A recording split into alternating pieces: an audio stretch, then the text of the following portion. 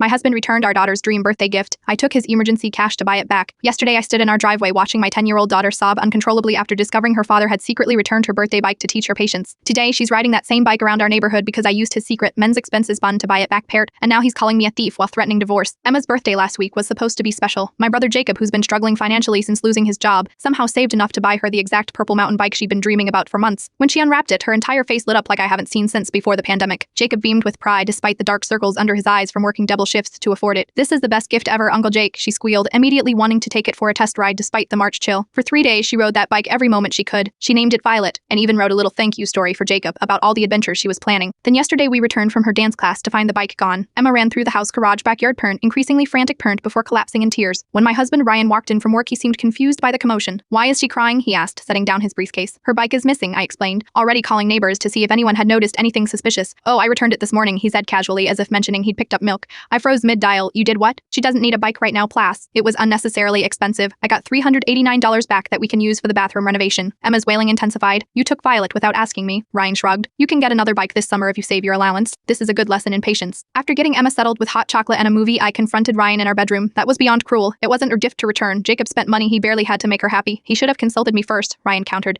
"Kids need to learn they can't always get what they want immediately." It was her birthday gift from her uncle, not some random toy she was begging for at Newston. The money's already allocated for the bathroom, end of discussion. What Ryan didn't know was that I knew all about his secret cash stash parent, the men's expenses fund he kept in his golf bag that I wasn't supposed to know about or touch. The same fund that somehow always had money for his spontaneous fishing trips, but was too depleted when I needed something. This morning after he left for work, I took $400 from that fund, drove to the same sporting goods store, and bought back the identical bike. The salesperson, after hearing what happened, even threw in a basket and bell for free. When Ryan came home to find Emma happily riding Violet 2.0 in the driveway, he turned an alarming shade of red. "You went through my things," he hissed. "That's my emergency fund, and this my emergency fund, and this was an emergency fund, and this was an emergency," I replied calmly. "He's been sleeping in the guest room, threatening divorce over my theft and undermining his authority." Meanwhile, Emma wrote her uncle a new story about how Violet magically returned because some people understand the bikes are for riding, not for bathroom tiles. Some teach children that their joy is disposable. Others teach them that sometimes even adults need to learn what really matters.